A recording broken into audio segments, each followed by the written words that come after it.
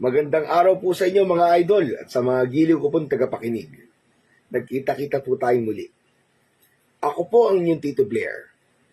Sa araw po na ito, pakinggan po natin ang kwento ni Marsing, isang ina na namatayan ng asawa at anak, na pinagbintangan na isang aswang.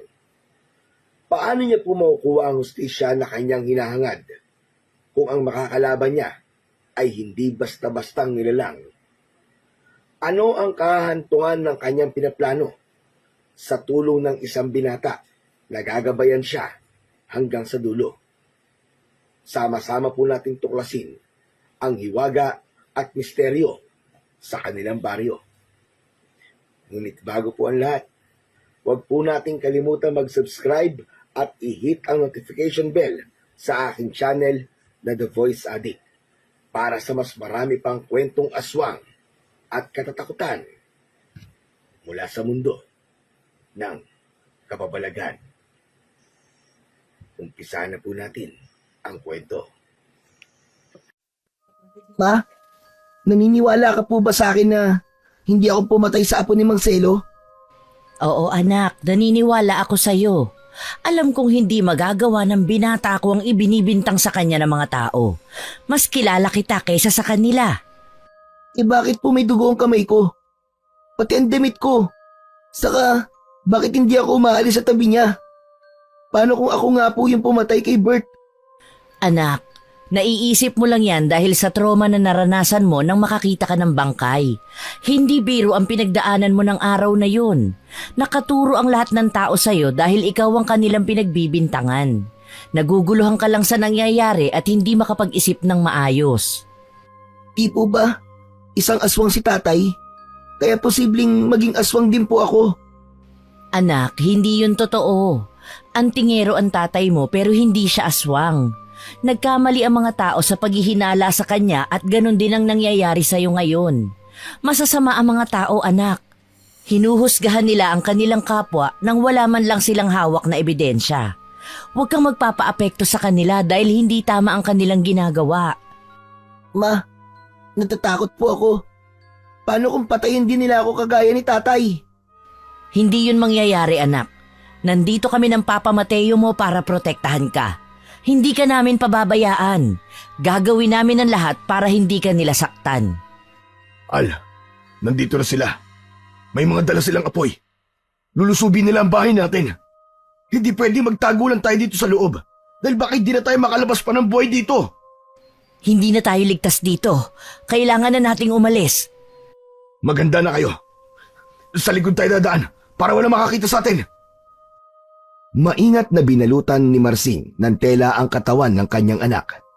Tanging ang mata at ilong lang nito ang nakalantad. Ginawa niya ito para hindi makilala ng mga tao ang binata habang sila ay nasa labas. Nagmadali silang lumabas ng bahay at dumaan sa bintanang nasa kusina. Nauna sa paglalakad ang mag-ina habang si Mateo naman ay nasa likuran at nagbabantay. Palinga-linga siya sa paligid upang matiyak na walang makakakita sa kanila. Pataas na daan ang kanilang tinahak at maraming mga dawag at siit ang humaharang sa kanilang daraanan. Nahirapan si Marcus sa paglalakad dahil sa nakabalot na tela sa kanyang katawan. Bigla siyang nawalan ng balanse at nadapa. Natanggal ang tela na nakatakip sa kanya at napasigaw siya nang makita ang sugat sa kanyang tuhod. Anak, maliit lang yan. Malayo yan sa bituka. Kailangan na nating magmadali. Hindi po ako makatayo na maayos. Ang laki po ng sugat ko sa tuhod. Teka anak, ibebenda ko muna ang aking tuwalya para kahit papano maampat ang pagdurugo ng iyong sugat. Kumapit ka lang sa akin ha. Ako nang bahala sa iyo, Marcus. Sige, umakbay ka sa akin at aalalayan kita sa paglalakad. Salamat po, Papa. At sinamahan mo po kami ni Mama sa ganitong sitwasyon. Pamilya tayo. Sa katunay na anak na din ang turing ko sa iyo. Kaya huwag ka mag-alala. Sasamahan ko kayo ni Marsing sa lahat ng bagay. Huwag na tayo mag-aksaya pa ng panahon dito. Umalis na tayo dahil baka may makakita pa sa atin. Napangiti si Marsing sa sinabi na yon ni Mateo kay Marcus. Masasabi niyang maswerte siya dahil mabait at mapagmahal ang pangalawang asawa niya. Tinanggap nito ng buo si Marcus, kahit anak pa niya ito sa unang asawa. Habang naglalakad, bigla silang nakita ng isang lalaki at itinuro sila sa mga taong susugod sa kanila. Dahil alam ng mga ito ang kinaroroonan nila, sinundan sila ng mga taong ito. Kalahati ng bilang ng mga tao sa kanilang baryo ang sumama sa paglusob na yon. Nang dumating ang mga ito, ay hindi na sila makatakas dahil naharangan ng mga ito ang kanilang daraanan.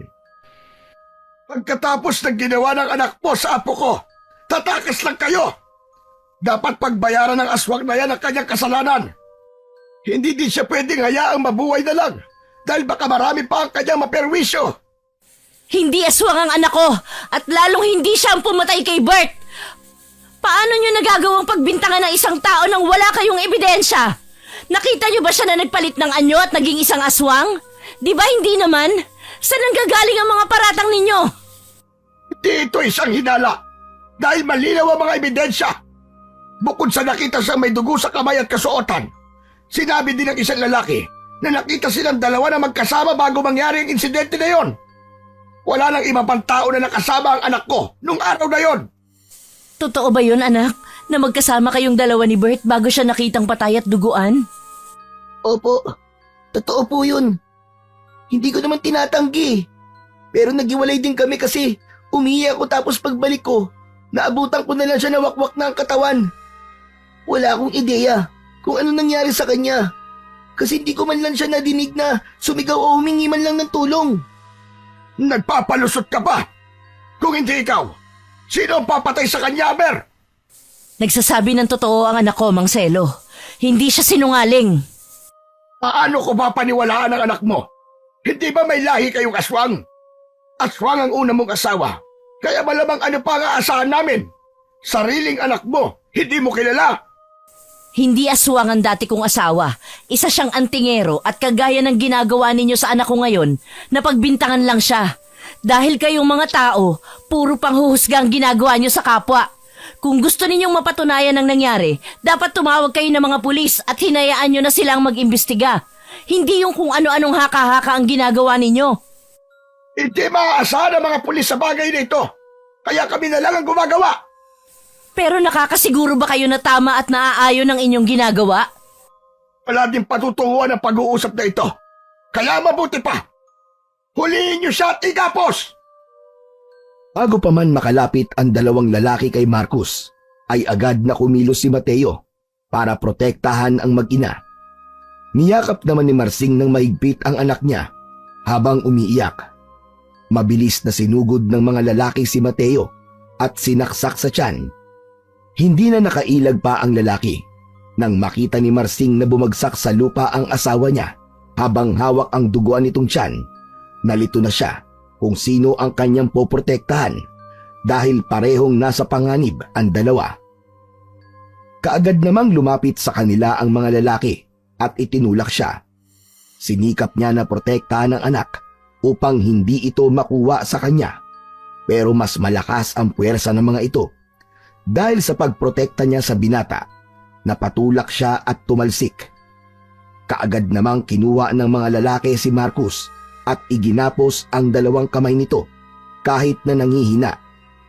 Nagpumilit siyang puntahan ito. Pero napigilan agad siya ng dalawang ali.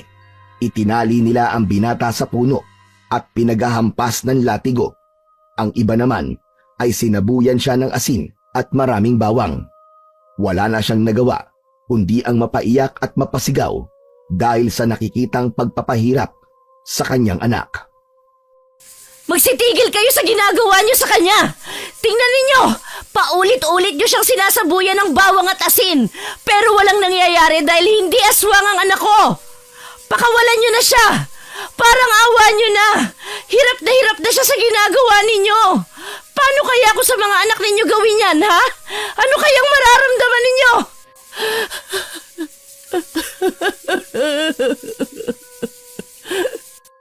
Tumigil ka, Marsing! kung ayaw mong magkasama kayong ilibing ng anak mo? Wala naman siyang kasalanan sa mga nangyari. Mas mabuti pang ako na lang ang patayin ninyo kung talagang gusto ninyo na makaganti. Ako na lang ang magbabayad sa mga ibinibintang ninyo na walang katotohanan. Tanggapin mo na lang ang kaparusahan ng anak mo, Marsing. Magulang ka din. Kaya dapat naiintindihan mo din ang nararamdaman ko nang mamatay ang kaisa-isa kong apo. Kung napangalagaan mo ang aswang na yan, hindi sana mangyayari ang lahat ng to. Ikaw ang masarado ang utak sa ating dalawa. Paano kung hindi naman talaga si Marcos ang pumatay sa apo mo at hindi pala siya aswang? Paano kung ibang tao pala? Hindi ba kayo naaawa sa isang inosente na napagbintangan at mapapatay pero wala namang ginawang kasalanan? Ano pang hinihintay nyo? Sunugin nyo na siya! Nagalit ng husto si Marsing nang makita niya ang mga lalaking may dalang gas at lighter. Gusto niyang pigilan ang mga nangyayari pero pinagtulungan siya ng mga naroon para hindi siya makalapit sa anak niya. Nakita niya mismo kung paano sinunog si Marcus matapos ibuhos ang gas sa buong katawan ng binata. Sinindihan ng lalaki ang lighter sa kamiseta nito. Kumalat ang apoy mula ulo hanggang paa. Hindi kayang tiisin ni Marsing ang nakikita at halos himatayin na siya. Ang kanyang kaisa-isang anak ay unti-unting nagiging abo. Kahit ang mga taong nandoon ay hindi na makatingin ng diretsyo. Nang subukan ni Marsing na lapitan ang anak, agad siyang pinigilan ni Mateo habang hawak ang saksak sa tagiliran nito. Niyakap siya nito ng mahigpit at wala na siyang nagawa kundi ang umiyak. Pagkatapos ng pangyayaring yon, labis na nagdalamahati si Marsing sa pagkawala ng kanyang anak. Nagkulong siya sa kanyang kwarto at hindi lumabas. Tanging si Mateo lang ang nakasama niya sa lahat ng paghihirap na yon. Hanggang sa naisip niya kung hindi siya magiging matatag, hindi makukuha ni Marcos ang hustisya.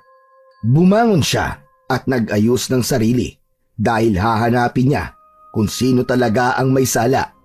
Patutunayan niya sa mga tao na mali ang kanilang ginawang pambibintang. Nagulat naman si Mateo nang pumasok siya sa kwarto dahil hindi niya nakitang nakahiga at tulala si Marsing. Sa halip, nakita siya nitong nagsusuklay at naglalagay ng pulbos sa muka. Parang nakakapanibago ang mahal ko ngayon ha. Nagiging okay na ba ang pakiramdam mo, mahal? Masakit pa rin para sa akin ang pagkamatay ni Marcos. Pero naisip ko rin na kailangan kong bumangon.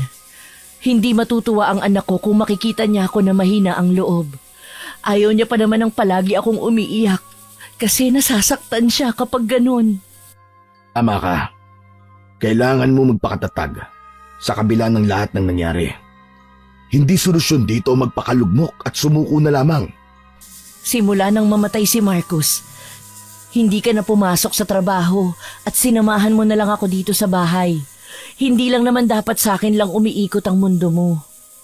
Hindi naman kasi kita pwedeng iwanan ng hindi maayos ang iyong kalagayan. Pero ayokong pabayaan mo ang trabaho. Maayos na ako ngayon, magtrabaho ka na. Baka wala na tayong makain sa mga susunod na araw. Ang lakas pa naman natin sa ulam. May punto ka doon, mahal. Basta ba, makakapag-isa ka na dito papasok na ako sa trabaho ko. Alam mo naman kasi na medyo may kalayuan din yun dito sa atin. Medyo matatagalan ulit bago ako umuwi. Ang totoo niyan nag-aalala ko na baka kung ano pang maisipan mong gawin. Huwag kang mag-alala, hindi ako gagawa ng ikasisira ko. Salamat, mahal ha. Nang dumating sa akin ang ganitong pagsubok, hindi ka umalis at sinamahan mo talaga ako. Ikaw naman, kailangan pa bang ipagpasalamat ang ganyang bagay? Obligasyon ko ito bilang asawa mo. Nagsisisi nga din ako dahil wala akong nagawa para ipagtanggol si Marcos. Ano ka ba? Ginawa mo ang lahat ng makakaya mo nung araw na yun. Tingnan mo nga ang tiyan mo, nasugatan ka tuloy. Oo nga Pasensya na, mahal ha. Mas malakas kaysa sa akin ang mga lalaking yun. At hindi man lang ako nakailag. Ikaw talaga? Halika nga rito. Pinatunayan mo talaga na hindi ako nagkamali sa pagpili sa'yo. Agad na lumapit si Mateo kay Marsing at nagyakapan silang dalawa. Kinabukasan, nag-ayos na si Mateo dahil papasok na siya sa kanyang trabaho. Hinintay muna ni Marsing ang asawa na makaalis bago siya pumunta sa talipapa para bumili ng isda. Magluluto siya ng paboritong ulam ng anak na si Marcos. Inaalala niya ito sa ganoong paraan. Pagdating naman sa talipapa, halos hindi siya makasingit dahil sa dami ng mga tao rito. Naisip niya nung una ay baka may murang bilihin kaya pinagkakaguluhan ito ng mga tao.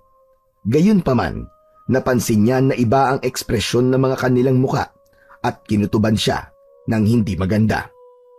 Dahil sa sobrang kuryosidad, naisip niyang makipagsiksika na rin at makiisyoso sa mga tao. Nang makarating siya sa pinagkakaguluhan ng mga tao, napatakip na lang siya ng bibig. Nang makita ang isang patay na tao. Ang nangyari sa katawan nito ay katulad ng nangyari sa apo ni Mang Selo. Wakwak ang tiyan hanggang sikmura at sabog ang bungo. Halos manghina siya dahil sa nakita. Doon, nagkaroon na siya ng hinala na may killer sa kanilang lugar at patuloy pa din itong naghahanap ng mga biktima. Nabalot ng kuryosidad si Marsing dahil sa nakita niya. Napagpasya niyang mag-imbestiga sa sarili niyang paraan para malaman kung sino ang pumatay sa mga tao. Alam niyang kailangan niyang gawin yun para malinis ang pangalan ng anak at dating asawa. Noong mga panahong yun, hindi niya alam kung paano magsisimula at kung sino ang kanyang pupuntahan. Pakiramdam niya ay hindi kayang aksyonan ng mga pulis ang nangyayari dahil mukhang hindi tao ang gumagawa nito. Habang naglalakad siya, aksidente niyang nabangga ang isang dalaga na sa tansya niya ay nasa edad 20. May dala itong basket na may laman ng mga kalamansi. Sa tingin niya, yun ay itinitinda ng babae pero nakapagdududa kung titingnan ang mukha nito. Hindi kasi ito mukhang tindera at mukhang may kaya. Nakasuot ito ng puting saya, kulay ginto ang buhok at napakaganda ng mata. Ngumiti ito sa kanya sa halip na magalit ng mabangga niya. Ginantian naman niya ito ng isang matamis na ngiti. Pasensya ka na, Ineng, ha? Medyo magulo ang aking utak kaya parang wala ko sa wisyo habang naglalakad. Magkano ba yung tinda mong kalamansi? 20 pesos lang po ang 1 kilo. 20 pesos? Parang napakamura niyan, ah. Hindi ka ba nalulugi niyan? Hindi naman po. Huwag po kayong mag-alala. Minsan lang makatsamba ng mura. Pabili ako na 1 kilo. Kayo na po ang bahalang kumuha. Ito po ang supot, oh. Dito nyo na lang po ilagay. O, eto. Ay, siya nga pala. Wala akong bariya. 500 na buo ang pera ko, eh. May bariya dito, kaso 5 piso. Kulang ng 15 pesos. Hindi pa kasi ako nakakapamili. Hayaan nyo na po. Ibayad nyo na po yan, maski magkano. Aba nagtatrabaho ka ng marangal. Hindi dapat ginugulangan. Eto, meron pala ako ditong 50. Hindi ko agad nakita. May panukli ka ba? Wala po eh. Wala pa po kasi akong benta. Sige, tanggapin mo na itong bayad kong 50, iha. Kasi masipag kang maghanap buhay at napakamura ng iyong ibinibenta. Ipangmeryenda mo yan mamaya o ibili mo ng kahit anong gusto mo. Ay, may ibibigay po pala ako sa inyo. Itong buto ng kalamansi, itabi niyo po yan tapos pwede ninyong itanim. Aba, kakaiba ka. Binibigyan mo ko ng butong pantanim, pwede naman ako magtanim ng isa mula sa mga binili ko sa'yo. Espesyal po ang butong yan at yan din po ang sukli sa pagmamagandang loob mo sa akin. Sige na nga, salamat dito sa napakamura mong tinda at dito sa buto ng kalamansi. Mauuna na ako ha. Mag-iingat ka sa daan. Isinilid ni Marsing ang buto ng kalamansi sa bulsa ng kanyang palda kahit hindi niya alam kung ano ang gagawin dito. Nagpatuloy siya sa paglalakad at pumunta siya sa mga antingero at albularyo sa kanilang lugar para itanong kung may nalalaman ba sila sa nagaganap na patayan. Sa kasamaang palad, wala siyang nakuwang sagot mula sa kanila.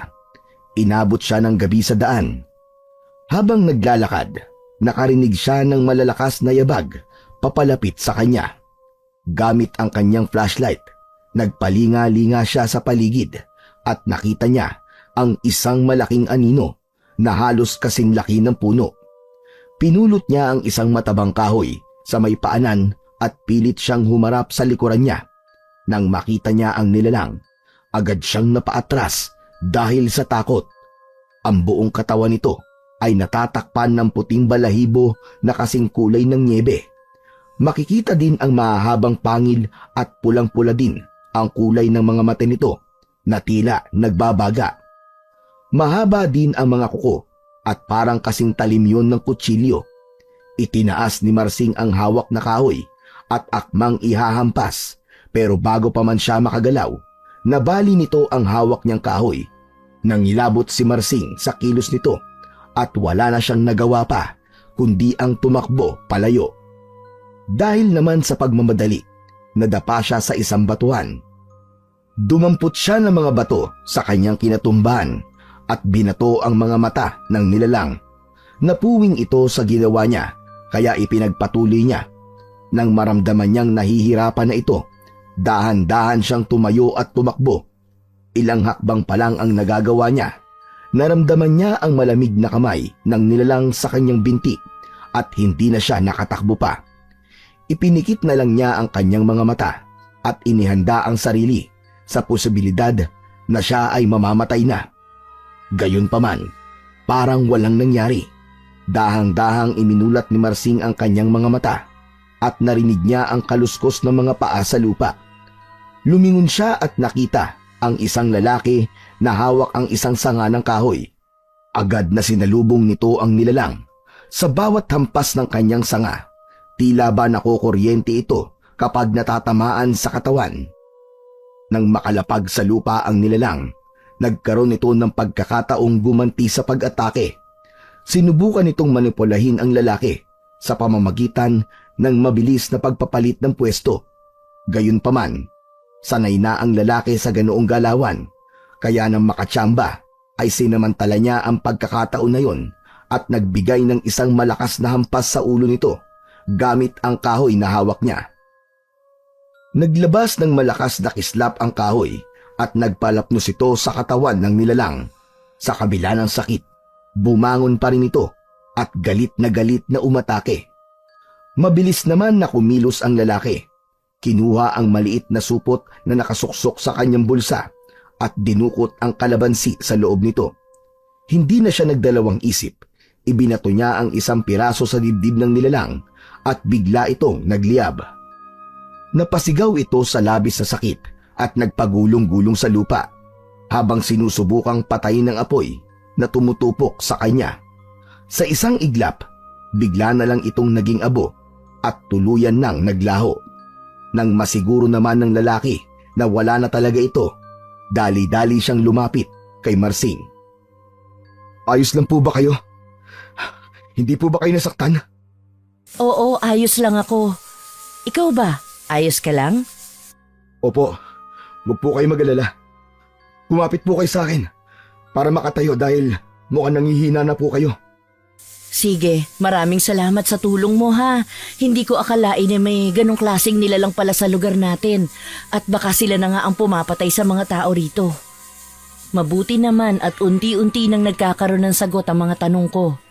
Mapapatunayan ko na sa mga tao kung sino ba ang tunay na killer sa lugar na ito. Ano pong ibig niyong sabihin? Teka, wala ho bang naalog sa ulo niyo o wala kayong kakaibang nararamdaman? Parang natatandaan niyo kung ano nangyari ha? Ha? Wala naman.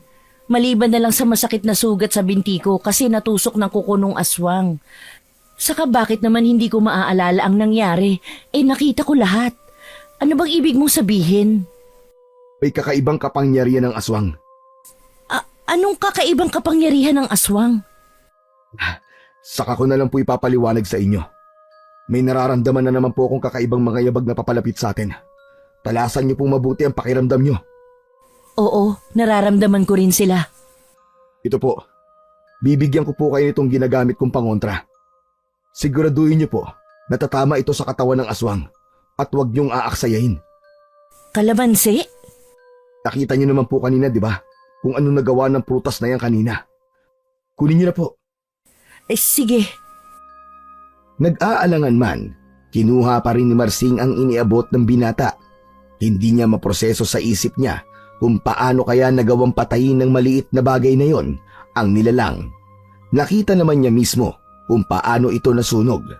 Ilang sandali lang, narinig nila ang malalakas na yapak na papalapit sa kanila. Agad silang nagtago sa likod ng malaking puno. Ilang sandali pa, dumagundong ang napakalakas na alulong sa paligid nila. Parang hindi lang isa ang kanilang naririnig, kundi marami. Sa pagkakataong yun, bumilis ng husto ang tibok ng puso ni Marsing. Lalo na noong sumilip siya at nakita niya ang 10 nilalang na naghihintay sa kanila. Hindi natin sila kaya. Napakarami nila. Baka sa halip na matalo ang mga yun ay mauna pa tayo. Hindi pa ako pwedeng mamatay. Hawak po natin ang pangontra laban sa kanila. Kapag hinayaan natin sila makaalis, mag-aasik lang sila ng lagim sa mga tao at mananatiling misteryo ang patayan na nangyayari. Hindi ko talaga maintindihan. Anong klaseng nilalang ba ang mga yan? Anong klaseng pangontra ang ginagamit mo? Ate, huwag po tayo masyado maingay. Baka marinig din na tayo. Ang gagawin lang natin ay magtatago tayo dito. Tapos palihim natin silang babatuhin ng kalamansi. Ganun ba? Pasensya na ha. Marami ako mga tanong. Bago lang kasi sa akin ang lahat eh. Sige ho, kainin niyo na po itong bunga. Ha? Ang asim niyan eh. Bakit ko naman yan kakainin? Kapag kinain niyo to, hindi makakalapit sa atin ang aswang dahil maaamoy nila ang kalamansi sa katawan natin. Magagawa natin ang kailangan nating gawin. Yun ang dahilan kung bakit nahihirapang makipaglaban ng mga aswang sa akin kanina dahil sa kapangyarihan ng kalamansi. Sobrang kakaiba naman yan. Pero sige na nga. Nuha ni Marsing ang isang supot na iniabot sa kanya ni Kanor. Isang karaniwang kalamansi lang ito, pero hindi ka panipaniwala ang nagagawa nito. Nang tingnan nila ang kinaroroonan ng mga nilalang, nakita ni Marsing ang isang lalaking papalapit. Tumayo si Marsing para puntahan ang lalaki, pero pinigilan siya ni Kanor. Kahit may kalamansi siya sa katawan, kaya pa rin siyang patayin ng mga ito kung hindi niya alam kung paano makipaglaban. Pinagmasdan mabuti ni Marsing ang lalaki. Napansin niyang parang hindi ito natatakot. Dire-diretso ito sa paglalakad. Ilang saglit pa, nakita niyang sinakmal ito ng isang nilalang. Hindi man lang ito umangal. Parang wala sa sarili ang lalaki. Sinenyasa naman siya ni Kanor na simulan na nilang itapon ang mga kalamansi. Bawat isang matamaan ay nag-aapoy ang katawan at nagiging upos na lang. 3 na lang ang hindi nila napapatay. Nagwawala ang mga ito dahil hinahanap sila hanggang sa naubos na ang 2 supot ng kalamansi. Habang nagwawala ang 3 nilalang, lumabas si Kanor mula sa kanilang taguan para makipaglaban sa mga natitira. May dala siyang bungkus na mga dahon ng kalamansi. Alam niyang mas mabilis niyang mapapatay ang mga ito sa paraang alam niya. Nakita niyang papalapit sa kanya ang isa. Mabilis siyang umikot at inihagis ang isang dahon ng kalamansi dito. Tumama ito sa braso ng nilalang at agad na nagdulot ng sugat. Napasigaw ito sa sakit at napaatras.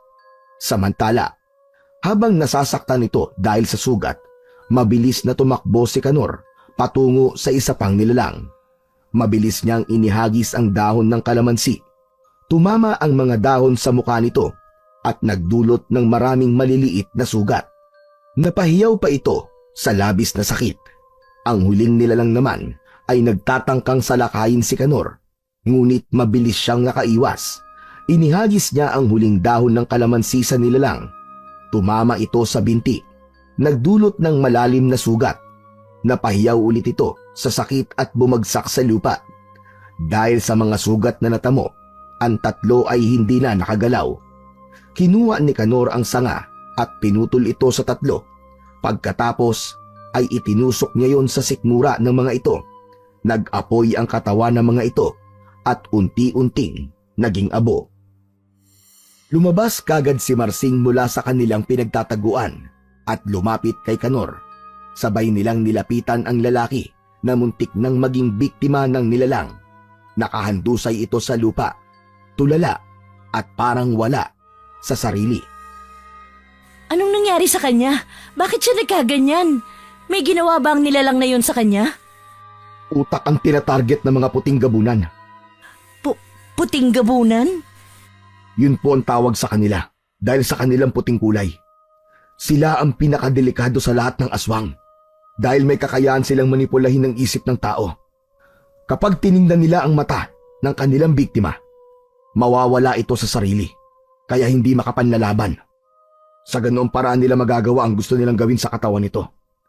Kung makaligtas man sila, paggising nila, wala na silang maalala dahil tinanggal na ng aswang ang kanilang memorya. Kaya kung mapapansin niyo po, walang kahit sino sa lugar na ito ang nakakaalam sa mga puting gabunan. Kahit pa antingero o albularyo man yan. Sobrang lakas talaga ng kapangyarihan nila. Bakit hindi nangyari ang ganon sa akin? At saka sa'yo? Yun nga po ang ipinagtataka ko eh. Bakit alam niyo ang nangyayari? Bakit hindi kayo nawala sa sarili niyo? Meron po ba kayong mahiwagang kalamansi? Mahiwagang kalamansi? Yun ba ang ginamit mong pangontra? Ang buto ng kalamansi na ito ay ibinigay sa akin ng diwata. Nang itanim ko to, doon ko natuklasan na meron pala itong kakaibang kapangyarihan. Ito lang ang makakalupig sa mga puting gabunan at isa ako sa napili ng diwata para makipaglaban sa kanila. Kung nagawa mo makaiwas sa kapangyarihan ng gabunan, ibig sabihin no, isa ka din sa napili ng diwata. Teka, nakita niyo po ba yung dalaga na nakasuot ng puting saya at nagtitinda ng kalamansi? Sa pagkakataong yun, ay nagbalik sa alaala ni Marsing ang dalagang nakasalubong niya na binigyan siya ng buto ng kalamansi. Biglang nagliwanag ang kanyang isip. Natatandaan ko na. Habang naglalakad ako sa daan kanina, may nakasalubong akong isang babaeng nakasuot ng puting saya. Tapos binentahan niya ako ng mga dala niyang kalamansi. Tapos ibinigay niya sa akin ng isang buto at sinabi niya na itanim ko raw ito kaso hindi niya sinabi kung bakit. Ama, pinagkatiwalaan din kayo ng diwata. Sundin niyo po ang pinag-utos niya. Itanim niyo po ang butong ibinigay niya at palakihin ang puno nito. Lahat ng bahagi nito ay magagamit niyong pangontra laban sa mga aswang. Bakit hindi niya sinabi sa akin ng ganyan? Ano ako? Manghuhula? Mga diwata po ay hindi nanghihimasok sa buhay ng mga tao. Tinutulungan lang nila tayo at bahala na tayong makatuklas sa misteryo. Grabe naman, ako pa pala ang kailangan makaalam sa sarili kong paraan. Ay, hayaan na nga. Ibig sabihin, kailangan ko pa maghintay ng ilang linggo bago ko mapakinabangan ng binigay niya. Sunod-sunod na ang namamatay dito sa lugar natin. Mas mabilis mong tumubo ang buto ng kalamansing yan kaysa sa pangkaraniwang buto. 1 linggo lang po ay isa na siyang ganap na puno at may mga bunga na din. Hindi ba matagal pa rin ang 1 linggo? Kailangan ng anak ko ang hustisya. Dapat mapatunayan ko na sa mga tao na hindi siya ang pumatay sa anak ni Mang Selo sa lalong madaling panahon. Ate, hindi po dapat minamadali ang lahat ng bagay. Ang lahat ay kailangan dumaan sa tamang proseso. Huwag po kayo mag-alala. Makukuha din ng anak niyo ang hustisyang kailangan niya. Sa ngayon po, ang misyon natin ay patayin ng mga aswang. Tanging tango na lang ang naisagot ni Marsing sa sinabi ni Canor.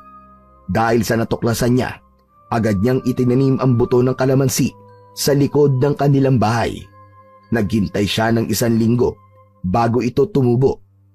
Sa loob ng 1 linggong yun, sunod-sunod na bangkay ang natatagpuan sa kanilang lugar.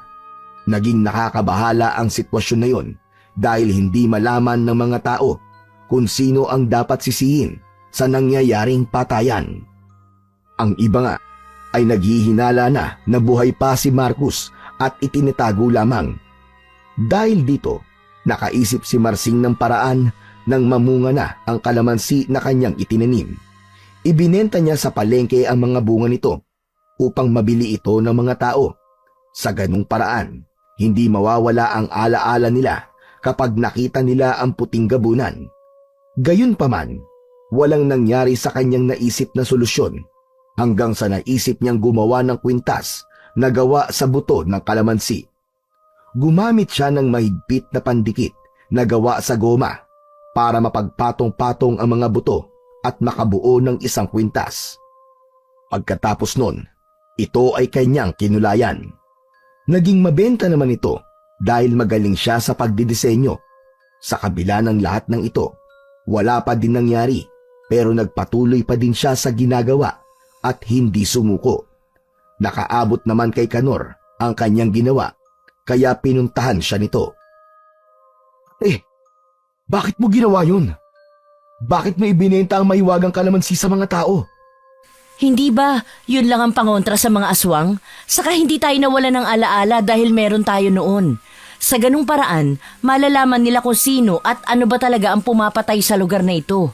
Ayoko na maipagdamot ang biyaya. Nakakaalarma na rin ang nagaganap na patayan. Pero sa'yo lang kasi yun ipinagkatiwala ng diwata. Hindi bale na. Hindi ko naman inuubos sa mga ibinebenta ko. Nagtitira rin ako sa sarili ko. Pero kapag hindi mo yan ginamit sa pakikipaglaban, baka maubos ang bisa niyan. Sa akin di naman niya yan ibinigay sa ibang tao. Alam ng diwata ang ginagawa mo. Baka parusahan ka niya. Maganda naman itong ginagawa ko. Para naman ito sa kapakanan ng lahat. Hindi ba? Bakit ba kasi hindi na lang ito ibigay sa lahat ng tao para matapos na? Parang hindi naman epektibo na tayong dalawa lang ang kumikilos. Hindi ba? Ate, may dahilan ng diwata. Magtiwala na lang tayo. Maswerte ka nga at pinagkalooban ka ng ganitong biyaya. Hindi gumagana ang kapangyarihan ng mga kalamansi sa ibang tao dahil hindi para sa kanila yun.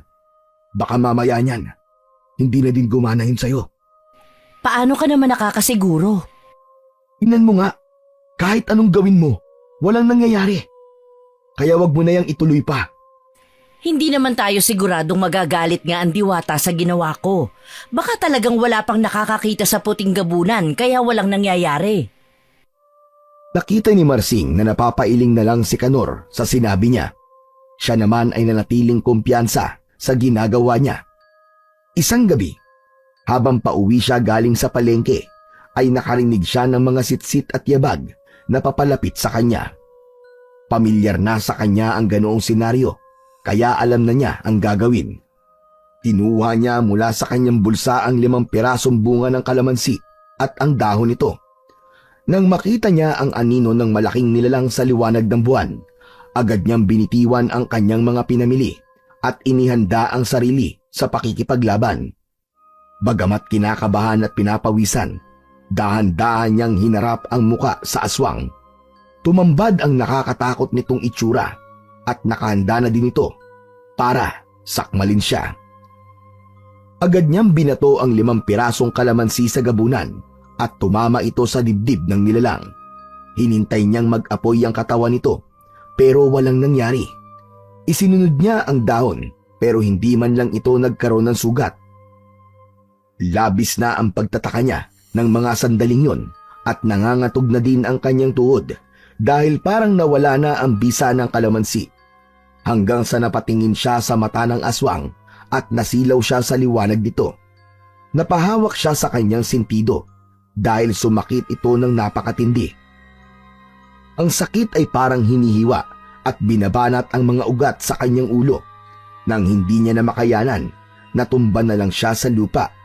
Wala na siyang ibang maalala matapos yun at nakita na lang niya si Kanor na nakaupo sa kanyang tabi.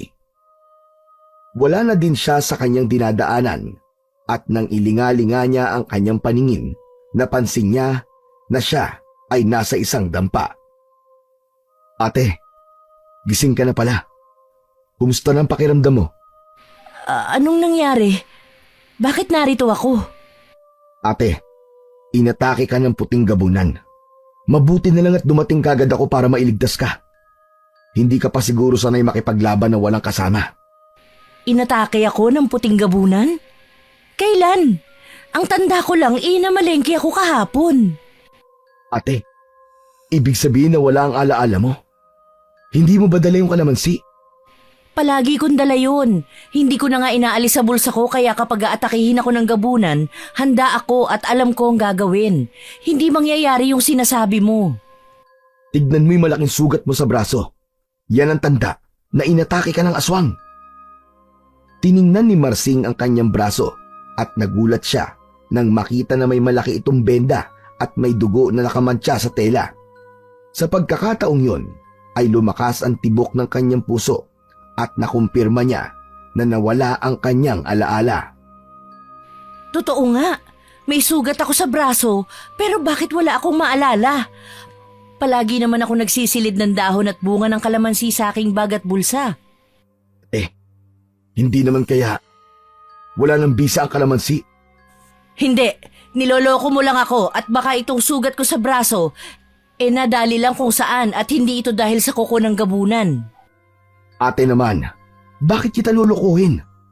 Tayong dalawa lang ang magkakampi dito. Tayo lang ang pinagkakatiwalaan ng diwata para lumupig sa mga gabunan. Totoo mga sinasabi ko sa'yo. Hindi pwedeng mawala ng bisa ang kalamansi. Hindi pa nakukuha ng anak ko ang hustisya dahil hindi pa napapatunayan sa mga tao na hindi siya ang pumatay sa anak ni Mang Selo. Hindi ito maaari. Sinabi ko naman sa'yo, di ba? Posibleng mawala ang bisa ng mga kalamansi dahil sa ginawa mo. Tingnan mo ang nangyayari. Hindi ka kasi nag-iisip muna eh. Hindi ito pwede. Hahanapin ko ang diwata at hihingi ako sa kanya ng buto ng kalamansi. Hindi pa tapos sa mga kailangan kong gawin. Gagawa ako ng paraan para malaman ng mga tao na hindi aswang ang aking anak at dating asawa. Hindi ako pwedeng magpatalo. Nagmamadaling umalis si Marsing. Hindi na pinansin ang mga pagtawag ni Kanor. Binilisan niya ang pagtakbo at sa isang lugar na dinaanan niya, nakita niyang nagkakagulo ang mga tao. 2 tao ang natagpo ang patay, isang babae at isang lalaki. Bigla siyang natigilan at nanlamig ang kanyang katawan nang makita ang mga bangkay. Sa pakiwari niya, mag-asawa ang 2 ito at may 2 anak na umiiyak sa tabi nila. Naaawa siya sa mga bata. Nakaramdam siya ng matinding lungkot para sa kanila dahil sa tingin niya, hindi pa kaya ng mga ito ang mabuhay ng walang magulang. Nakita niyang sumunod pala sa kanya si Kanor. Lumapit ito sa mga bata at kinamusta ang mga ito. Ilang sandali lang, lumapit ito kay Marsing. Ate, 10 taon at 5 taon lang ang 2 bata. Hindi pa nila kakayanin kung walang mag-aalaga sa kanila. Ang masama pa nito, iniisip ng mga bata na nagpatayan ng kanilang magulang dahil palagi daw nag-aaway. Wala silang ka-idea na pinatay ng aswang ang mga ito. Kawawa naman sila. Inosente na nga sila. Napaka-misteryoso pa ng mga nangyayari. Bakit ba naman kasi minamalas tayo ng ganito? Isipin mo na lang ang mga kagaya nila. Hindi lang ito patungkol sa pambibintang ng mga tao sa anak mo. Patungkol ito sa gulong nangyayari sa lugar natin. Kailangan nila tayo. Anong dapat kong gawin? Paano ba natin matatalo ang mga aswang na yun? Pag nakita mo ulit ang diwata, humingi ka ng tawad at mangako ka na hindi mo na uulitin ang ginawa mo. Baka sakaling ibigay niya ulit sa iyo ang buto ng kalamansi. At kapag naitanim mo na ito at bumunga, magligtas ka lang ng mga tao, ate. Huwag kang mag-alala. Balang araw, malalaman din ng mga tao ang totoo. Hindi pa lang ito ang tamang panahon. Gawin na lang muna natin ngayon kung ano ang sa tingin nating tama. Hindi na nakasagot pa si Marsing sa sinabing yun ni Kanor dahil alam niya sa kanyang sarili na may punto ang sinasabi nito. Napayuko na lamang siya habang nagsasalita ito at napahiya siya sa kausap. Bumalik si Marsing sa lugar kung saan niya nakita ang diwata. Nakatayo lang siya doon, panay ang linga sa paligid. Nagbabakasakali siya na dadating muli ang babaeng nagtitinda ng kalamansi. Umaasa siyang bibigyan siya nito uli ng buto na magiging pag-asa ng lugar nila para mailigtas ang mga tao sa mga puting gabunan. Inabot na siya na maghapon sa paghihintay pero hindi ito dumating. Wala na siyang nagawa kundi ang mapaupo sa lupa at mapahagulgol ng iyak. Nagsisisi na siya. Naisip niyang makasarili pala talaga ang kanyang hangarin kaya nakaramdam siya ng konsensya. Ilang sandali pa, sa kanyang pananahimik, nakarinig siya ng mga yabag na papalapit sa kanya. Madilim na ng mga panahong yun, kaya ang iniisip niya ay baka pinuntahan na siya doon ng aswang. Gayunpaman, nang pakiramdaman niya ang mga pagtapak sa lupa. Hindi yun mabigat at hindi galing sa isang malaking paa. Kaagad siyang napalingon at sumilay ang ngiti sa kanyang labi nang makita ang nilalang na papalapit sa kanya. Ito ay ang babaeng nakasuot ng puting saya na may dalang kalamansi. Yun ang babaeng sinasabi ni Canor na isang diwata.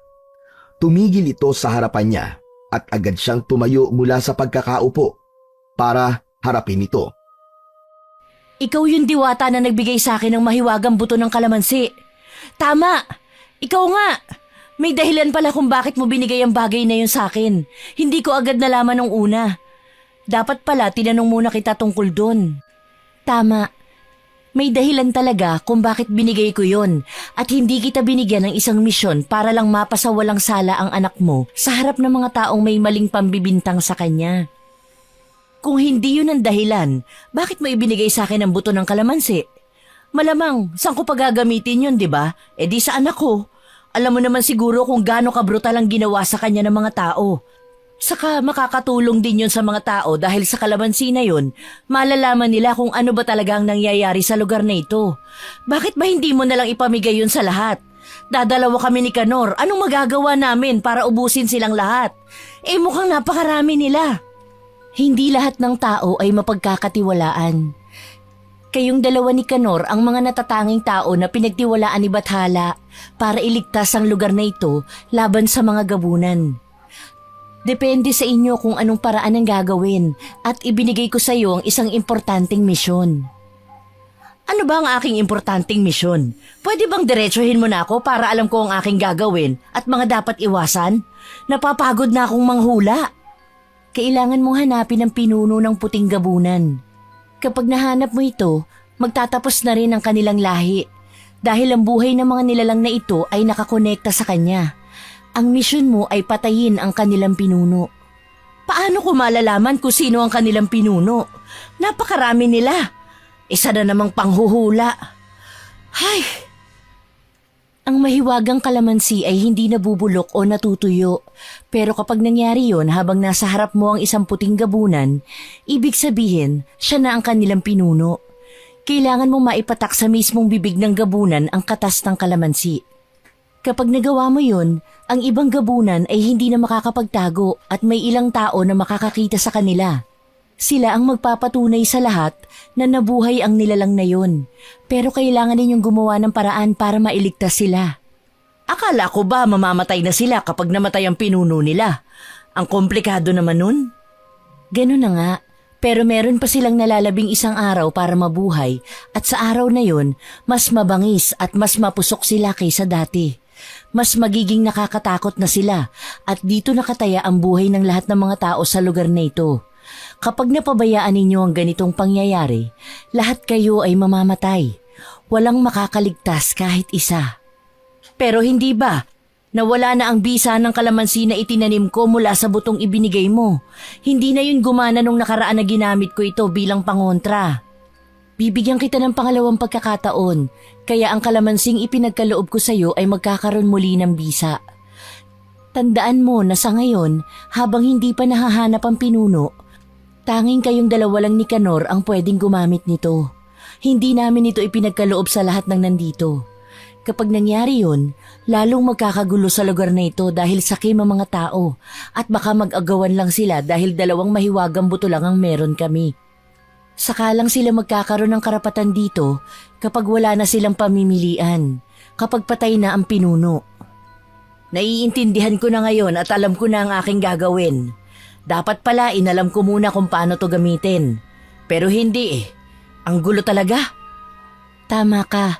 Kailangan mo lang itong gamitin ng naaayon at tama. Sana ay magtagumpay ka. Nawala na ang diwata pagkatapos niyang magsalita. Si Marsing naman ay napuno ng pag-asa dahil sa wakas, alam na niya kung paano malulupig ang mga gabunan. Kinabukasan, agad niyang ikinuwento kay Canor ang lahat. Natuwa naman ang binata at nagplano silang hanapin ang pinuno. Nagkasundo silang mag-aabang sa kakahuyan tuwing hating gabi. Naghihintay sa mga darating na gabunan. Gabi-gabi silang naghahanda at nakikipaglaban. Nakasuot siya ng kwintas na gawa sa mahiwagang kalamansi na tumubo mula sa buto na ibinigay ng diwata. Upang mas maging epektibo ang kanilang laban, nagtagpi-tagpi sila ng mga dahon ng kalamansi at gumawa ng matibay na tali. Ang mga dahon ay may makintab na berdeng kulay at matibay ang pagkakagawa, kaya't ito ang naging pangunahing sandata nila laban sa mga aswang. Sa bawat pagkakataon na may mga aswang na dumarating, si Marsing ay mabilis na kumikilos. Hawak ang tali, nagmamasid siya sa mga galaw ng mga aswang at naghihintay ng tamang pagkakataon. Kapag may aswang na lumalapit, agad siyang kumikilos at itinatali ang dulo ng tali sa katawan ng kalaban. Habang hinihila niya ito, sinisiguro niyang maiipit ang mga braso o binti ng gabunan at hindi na ito makakatakbo. Pagkatapos ay sisilipin niya ang kwintas kung may nagbago ba dito. Samantala, si Kanor naman ay may hawak na bunga at dahon ng kalamansi.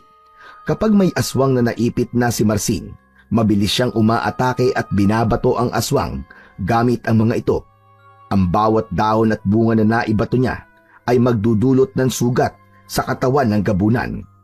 Sa kabila ng kanilang pagsisikap, halos 1 linggo na silang nakikipaglaban sa mga gabunan pero wala silang nakamit na tagumpay. Hindi natuyo o nabulok ang kalamansi na nakasabit sa leeg ni Marsing. Sa sobrang pagod, pareho silang nahiga sa lupa matapos talunin ang mga aswang sa huling gabi ng kanilang pakikipaglaban. Pareho na silang nawawalan ng pag-asa na mahahanap pa nila ang pinuno. Hindi natin alam kung gaano nga ba karami ang mga gabunan na yan. Paano ba natin mahahanap ang kanilang pinuno? Sa tingin ko walang kwenta ang ginagawa natin. May iba pa kayang paraan? Mabuti na din na ginagawa natin to. Nababawasan ang mga gabunan na nag-aasik ng lagim sa mga tao.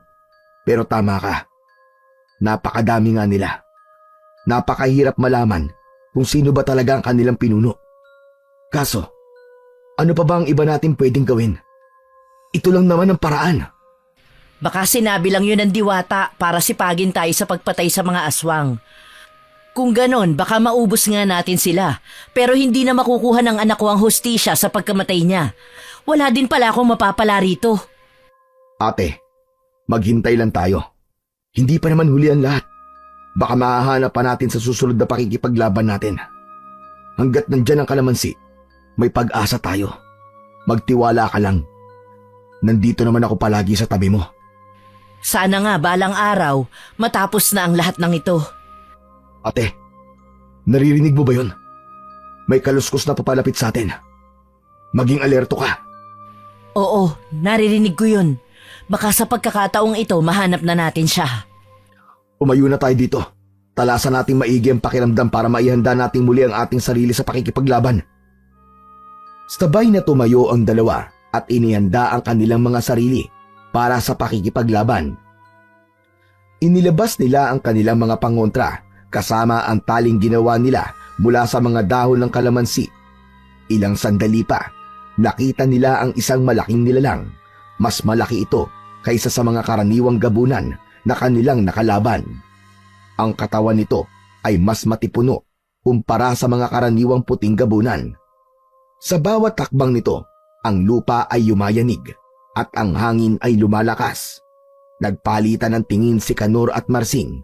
Alam nilang hindi basta-basta ang nilalang na kanilang kaharap. Sa pagkakataong yun, biglang natuyo ang kalamansi sa kwintas ni Marsing. Naisip nila na posibleng ito na ang pinuno ng mga puting gabunan. Sumugod si Marsing at sinubukang itali ang katawan ng aswang, ngunit naunahan siya nito at sinira ang tali. Mabilis naman na sumugod si Kanor. Itinapon ang mga bunga ng kalamansi sa aswang.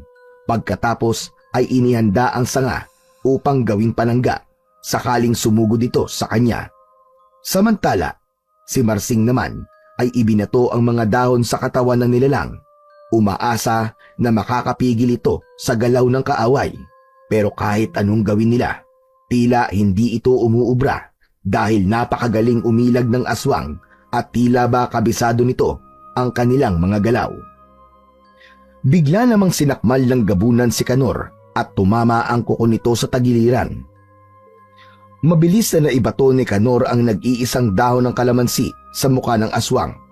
Napaatras ito dahil sa sakit na nararamdaman. Naghanda naman si Marsing. Dali-dali niyang hinampas ng hawak niyang sanga ang likod ng aswang, pero sinugod siya nito at dumamba ng napakalakas. Si Marsing ay tumalsik sa may puno. Bagamat masakit ang tagiliran, kaagad na tumayo si Kanor. Kumuha siya ng ilang piraso ng bunga ng kalamansi at ibinato ito sa aswang. Dahil sa panghihina, tumama lamang ito sa isang daliri ng paa ng aswang. Umapoy ang bunga at napahiyaw ang aswang ng dahil sa sakit. Nang manghina ang aswang, agad na pinuntahan ni Kanor si Marsing at tinulungang bumangon. Tumakbo silang dalawa palayo sa lugar na yon. Sa kabila ng kanilang pagod, binilisan pa rin nila ang kanilang pagkilos upang makatakas. Nakampante sila nang malayo na ang kanilang natutuntun at hindi na nila naririnig pa ang mga yabag ng aswang. Dumiretso sila sa bahay ni Marsing dahil gagamutin niya muna si Kanor dahil puno na ng dugo ang tiyan nito. Itatapal ko na itong dahon ng kamarya sa sugat mo. Tiisin mo lang ang hapde, ha? Kailangan pumasok ang katas nito sa loob. Aray! Aray ate! Sobrang sakit! Tiisin mo lang. Pag sumasakit yan, ibig sabihin epektibo. Malayo pa yan sa bituka, huwag kang mag-alala. Ate, sa wakas, nahanap na rin natin ang pinuno ng mga gabunan. Ang kaso lang, parang napakahirap niyang maging kalaban. Sobrang lakas niya at ang galing umilag. Mukhang hindi natin napaghandaan ang pakikipaglaban sa kanya kaya tayo nahihirapan. Kaya pala siya ang pinuno dahil siya ang pinakamalakas. Ganun na nga. Hindi talaga tayo handa para dito. Maayos na itong pagkakatapal ko. Pabahawin mo na lang ang sugat. Kapag maayos ka na bukas, magsasanay tayo. Pag-aaralan natin ng mabuti ang galaw ng gabunan para sa susunod, hindi na tayo matatalo. Ate Marsing, kailangan ko na palang bumalik sa bahay. May mga alaga akong hayop na kailangan puntahan. Baka mamaya, kainin niyo ng aswang o nakawin ng kapitbahay eh. Makakaya mo bang umuwi sa ganyang kondisyon mo? Iika-ika ka pa nga kung lumakad oh. Oo, kaya ko. Kaya ko pa naman kasi may natitira pa akong lakas. Huwag mo ko masyadong alalahanin. Sige, mag-iingat ka ha. Pagkatayo ni Kanor, biglang may kumatok sa pinto. Agad naman na pinuntahan ni Marsing ang pinto at binuksan ito. Bumungad si Mateo. Ito ay pilay at nahihirapang lumakad. Halata sa mukha niya ang sakit at pagod, pero may bahid din ng pag-aalala. Ibinaba niya ang mga dala niyang gamit sa sahig at inalalayan naman siya ni Marsing papasok. Nanatili si Kanor sa kanyang kinatatayuan. Hindi pa siya umalis upang magbigay respeto sa bagong dating. Hindi ka nagsabing uuwi ka ngayon. Hindi tuloy kita na ipagluto ng pagkain. Magpahinga ka na muna sa sala at ipaghahanda kita. Ayos lang ako. Kumain naman ako sa terminal bago umalis. Ipagtimpla mo na lang ako ng kape. Gusto kong mainitan na sikmura ko. Sige, maupo ka muna dyan sa sala. Ipagtitimpla kita ng kape. Mabilis lang ito. Oh, may kasama ka pala sa bahay. Pamangkin mo ba? Pero parang ngayon ko lang yata siya nakita. Si Kanor nga pala. Hindi ko kaano-ano ang batang yan pero madalas kong makasama. Parang anak ko na rin, kapalit ni Marcus. Mabait yan.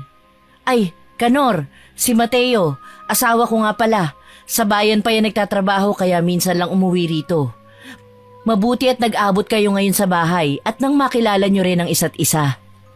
Kayo po pala ang asawa ni Ate Marsing. Kumusta po kayo? Maayos naman ako. Mabuti na lang at sinamahan mo yang si Marsing habang wala ako dito. Nangungulila pa din kasi siya kay Marcus nang mawala ito. Kaya nga po parang nanay na din po ang turing ko kay Ate Marsing. Kasi wala din naman po akong pamilya dito. Hinayaan ni Marsing ang dalawang lalaki na makapag-usap sa sala habang abala siya sa pagpapainit ng tubig para sa kanilang kape. Habang naghahanda siya ng 2 tasa, biglang lumapit sa kanya si Kanor. Oh, Kanor, Akala ko nag-uusap kayo ng asawa ko.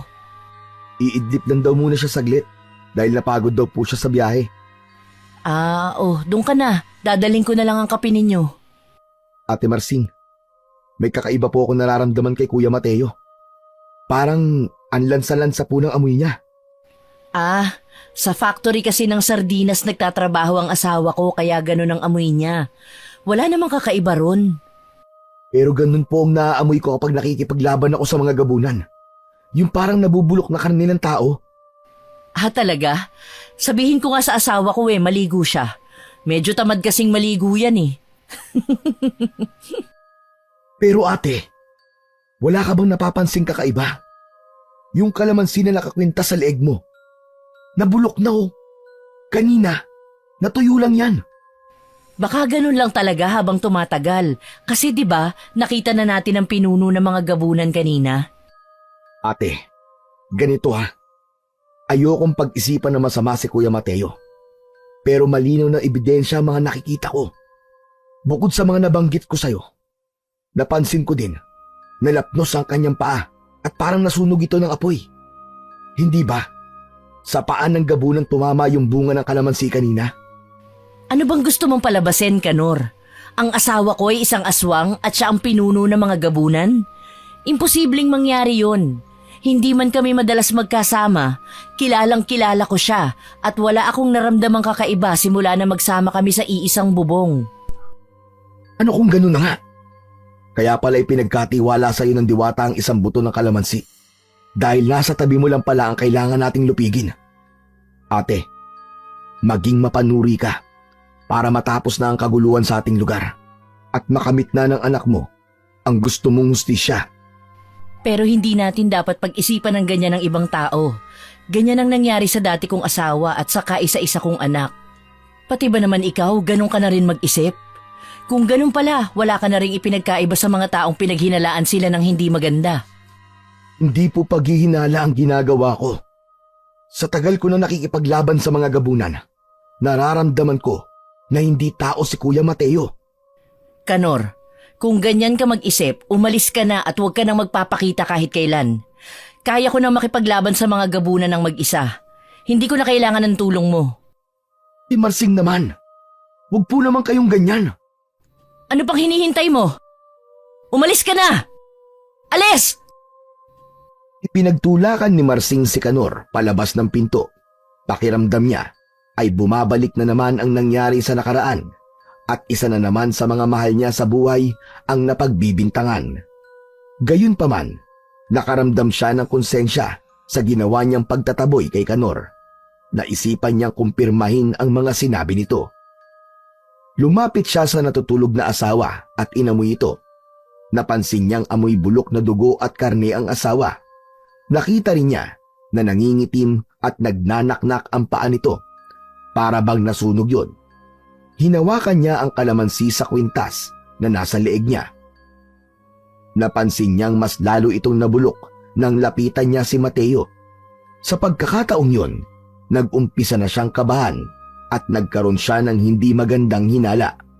Naisipan niyang habulin si Kanor, ngunit bago pa man siya makakilos, narinig niyang gumalaw si Mateo. Yung bagay na yan na nakasabit sa iyong leeg. Wala lang ito. Parang nabubulok na yan at hindi na maganda ang amoy. Bakit hindi mo na lang itapon? Kung naiirita ka sa itsura dahil nabubulok na, wag mo na lang tingnan at pansinin. May ginagawa ba kayo nung Kanor na yon na hindi ko nagugustuhan? Mahal, bakit ganyan ka magsalita? Wala na yung puno ng kalamansi na itinanim mo. Pinutol ko na at siniliban bago ako pumasok sa ating bahay. Dahil sa sinabing yun ni Mateo, naisipan niyang pumunta sa likod ng bahay para tingnan ang tanim niyang kalamansi. Napanganga siya nang makita na wala na ito at nasunog. Isang matinding kaba ang bumalot sa kanya. Para bang nawala ang kanyang huling pag-asa. Tumingin siya sa kanyang asawa at napansin niyang nag-iba ang itsura nito. Hindi na ito ang dating Mateo na kanyang nakilala. Sa halip, ito ay naging isang lalaki na mukhang mapusok at mabalasik. Ang sumunod na nangyari ay mas lalo pa niyang ikinagulat. Lumapit si Mateo kay Marsing at biglang hinila ang kwintas na nakasabit sa leeg nito. Itinapon niya ang nabubulok na kalamansi sa katabi nilang bintana. Hindi makapaniwala si Marsing sa ginawa ng asawa, kaya tinanong niya ito, pero tiningnan lamang siya nito ng nakangisi. Ilang sandali pa, biglang nagbago ang anyo ng lalaki. Sa katunayan, ang nilalang na nakaharap ni Marsing ay ang kaparehong nilalang na nilabanan nila ni Canor kanina lamang. Sa pagkakataong yun, nakumpirma niya na ang pinuno ng mga gabunan ay walang iba kundi ang kanyang asawa. Walang pag-aalinlangan, lumapit ang aswang kay Marsing at hinawakan ang braso niya. Mabilis na gumalaw si Marsing para umiwas, ngunit hindi siya nakaligtas sa mabilis na pag-atake ni Mateo. Hinawakan siya nito sa leeg at mahigpit ang pagkakahawak nito. Pinipilit niyang huminga, ngunit tila nauubusan na ng hangin ang kanyang mga baga. Kahit anong pilit niya, hindi niya magawang makawala sa mahigpit na kapit ng aswang. Nagpumiglas si Marsing para makawala sa pagkakasakal. Sinubukan din niyang iwasan ang mga pangil ni Mateo, kaya siya nagtatatalon, pero masyadong malakas ang aswang. Isang malakas na hampas ang tumama sa kanyang likuran. Nagdulot yun ng matinding sakit at nagpabagsak sa kanya sa sahig. Habang nakahiga, sinubukan ni Marsing na gumalaw, ngunit nangihina ang kanyang mga paa. Naghanap siya ng paraan para makawala, pero napakalakas ng aswang, hanggang sa naalala niya na may bunga pa siya ng kalamansi sa kanyang bulsa. Naisipan niyang ipatak yun sa bibig ng kanyang asawa. Ngunit bago pa niya makuha ang kalamansi, inapakan ng aswang ang kanyang braso. Nabitiwan niya ang kalamansi at ito ay gumulong sa kasumuot sa ilalim ng isang aparador. Nakatuon ang kanyang mga mata dito. Sinubukan niyang abutin ang bunga, ngunit mabilis na gumalaw ang aswang. Binuwat siya nito at ipinagbalibagan sa sahig. Mabuti na lang at tumama ang kanyang ulo sa isang karton, kaya hindi siya nabagok. Tumingin siya sa mata nito at naisip niya na marahil may bisa pa ang kalamansi kahit wala na ito sa kanyang katawan dahil hindi pa nito namamanipula ang kanyang utak. Umibabaw sa kanya ang aswang at pagkatapos ay umalulong ito ng napakalakas. Hindi na makaalpas pa si Marsing dahil sa higpit ng pagkakadagan sa kanya at hindi niya kayang labanan ang puwersa nito. Ilang sandali pa, nilabas na nito ang pangil at tumulo ang laway mula sa bibig nito. Ipinikit na lang ni Marsing ang kanyang mata at naghintay ng kanyang wakas. Ilang sandali pa, nakaramdam siya ng mga kaluskos. Tila nawala ang aswang sa ibabaw niya. Paglingon niya, nakita niya ang aswang na nakasandal sa dingding. Nakatali sa leeg nito ang isang tali na gawa sa pinagtagpi-tagping dahon ng kalamansi. Nandoon din si Canor. Mabilis at determinado ang kilos ito habang winawasak nito ang sikmura ng aswang gamit ang matalim na sanga. Pagkatapos ay tumingin ito sa kanya at iniabot ang supot. Ate! Bumangon ka na dyan! Ipatak mo ang bunga ng kalamansi sa bibig niya! Canor, pwede bang ikaw na lang? Parang hindi ko pa rin kayang gawin ito. Matagal din kami nagkasama ni Mateo at marami ng pinagdaanan at pinagsamahan. Hindi ko kayang mamatay siya sa aking mga kamay. Ate, isipin mo na maraming mga inosenteng tao mamamatay dahil sa kanilang lahi. Hindi ba't sila din ang dahilan kung bakit napagbintangan at namatay ang dati mong asawa at pati na rin ang kaisa-isa mong anak? Hindi ba't ito na yung matagal mo lang gustong mangyari? Makakamit na nila ang hustisya at matatahimik na ang lugar natin. Magagawa ko kaya ito? Magagawa mo yan, ate. Kailangan mong gawin yan. Dahil yan ang misyon mo para mapabuti ang lagay nating lahat. Parang awa mo na, ate. Ipatak mo na ang bunga ng kalamansi. Kahit nangangatal ang buong katawan, pinilit ni Marsing na tumayo. Hawak niya ang supot na inebot sa kanya ni Canor. Dahan-dahan siyang lumapit sa nakagapos na aswang. Patuloy pa rin si Canor sa pagtusok sa sikmura nito gamit ang matalim na sanga. Saktong napahiyaw ang aswang kaya nakabukas ang bibig nito. Mabilis naman na kinuha ni Marsing ang isang piraso ng bunga ng kalamansi mula sa supot, saka binuksan ito gamit ang kanyang kuko. Nang mabuksan niya ito, nakapikit siyang piniga ang kalamansi at pinatalsik ang katas nito sa mismong bibig ng aswang. Ilang sandali lang ang lumipas, nangisay ang aswang at umalulong ito ng napakalakas. Biglang lumabas ang usok sa katawan nito. Ilang saglit pa, umapoy ang katawan ng aswang at unti-unting nasunog at naging abo. Sa pagkakataong yun, naramdaman nila ang kalayaan dahil wala na ang pinuno ng mga puting gabunan.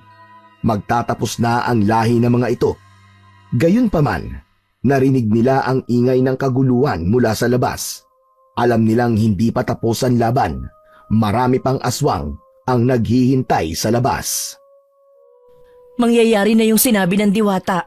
Makikita na ng mga tao ang gabunan. Anong gagawin natin? Kanor, handa ka ba sa mga mangyayari? Sinabi rin ng diwata na magiging mas agresibo at mabangay sa mga ito.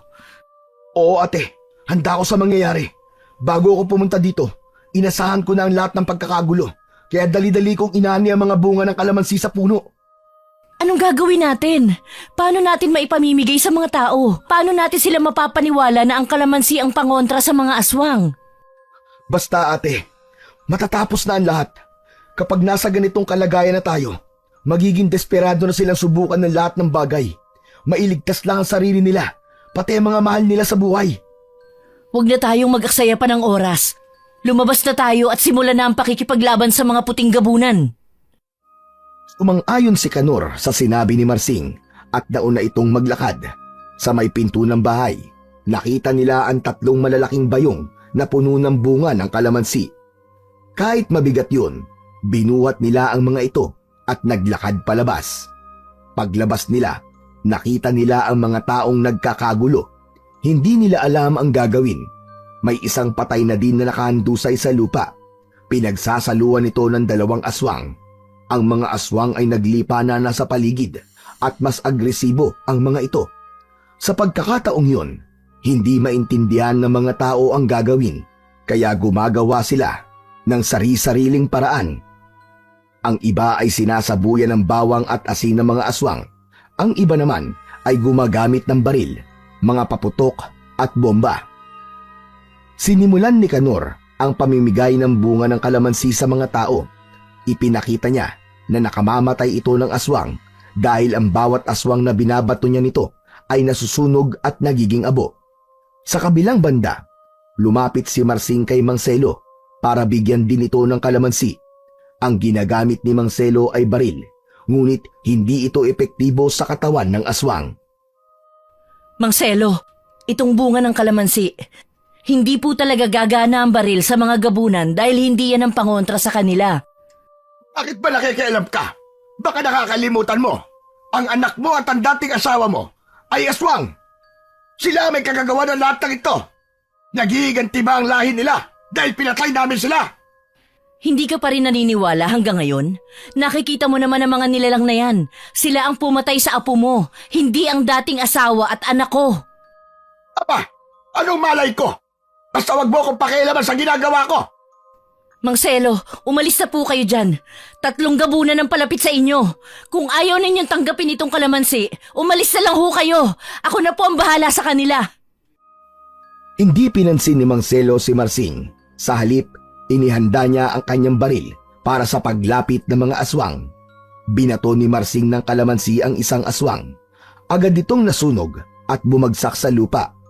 Hinila ni Marsing si Mang Selo, ngunit nagmatigas pa rin ito at patuloy na binaril ang mga aswang. Bago pa man maipaltok ni Marsing ang kalamansi sa 2 natitirang aswang na papalapit sa kanila, biglang dumamba ng malakas ang mga ito. Nawalan sila ng balanse at natumba. Kinalabit ni Mang Selo ang hawak na baril at itinutok sa mga aswang, pero huli na ang lahat. Nasakmal siya ng isa sa mga ito. Tinutusok ng mahahabang kuko ang dibdib ng matanda. Nasaksihan ni Marsing ang brutal na nangyari. Hinati ng aswang sa gitna ang katawan ni Mang Selo. Lumabas ang mga lamang loob nito at dinukot ang puso ng matanda. Kinain ito ng aswang. Sa pagkakataong yun, Naaawa si Marsing dahil sa nakita. Ngunit wala siyang magawa dahil nagmatigas si Mang Selo. Binato na lang niya ng kalamansi ang aswang at ito ay nasunog at naging abo rin. Sa kabilang banda, tila ba nakagawa ng estratehiya si Kanor. Nagsama-sama sa isang tabi ang mga tao habang ang mga aswang naman ay nakagapos sa mga puno. Ang ibang tao naman ay natuto ng gamitin ang kalamansi. Ilang sandali pa, nakita niya si Kanor na itinataboy palayo ang mga tao. Marahil pinaalis niya ang mga ito. Samantala, patuloy na nag-iisip si Marsing ng paraan upang matalo ang mga aswang. Naghahanap siya ng isang bagay na magbibigay sa kanila ng lakas laban sa mga nilalang na yon para mas mabilis nila itong malupig. Habang nag-iisip, napatingin siya sa isang sulok. Biglang nagliwanag ang kanyang isip sa pagkakataong yon. Bigla namang lumapit ang binata sa kanya.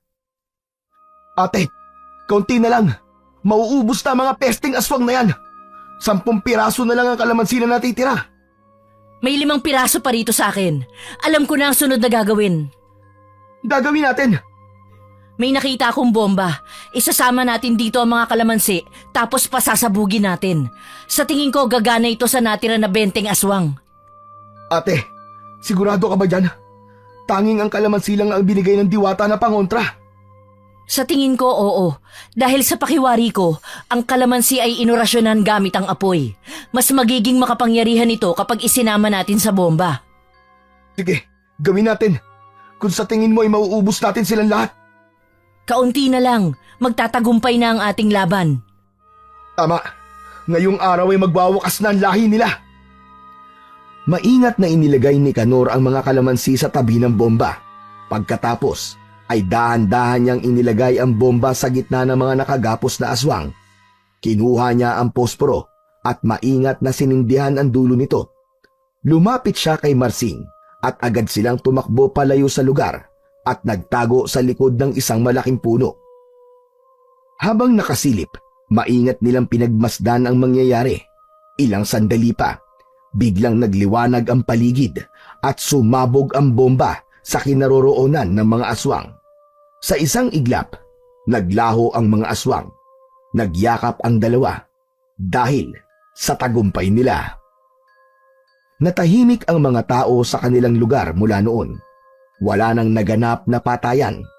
Nakuha na rin ng dating asawa at anak ni Marsing ang hustisya dahil nalinis na ang pangalan nila sa mga tao. Si Mang Selo, na nambintang sa kanila, ay nakuha ang karma dahil namatay ito sa kamay ng mga aswang at sa brutal pang paraan. Lalong naging malapit ang loob ni Marsing at Kanor sa isa't isa. Itinuring na ni Marsing ang binata na tunay niyang anak, kapalit ni Marcus. Pinatira niya si Kanor sa kanyang bahay. Isang araw, nagpakita sa kanila ang diwata. Nagpasalamat ito sa kanila dahil niligtas nila ang mga tao sa kanilang lugar. Ang diwatang yun pala ang tagapangalaga ng lugar nila at meron itong mabuting puso para sa mga tao. Sa pagkakataon na yon, natutunan ni Marsing na hindi dapat minamadali ang mga bagay-bagay. May tamang proseso at kailangan magtiwala dito. May pamamaraan ang mas makapangyarihan.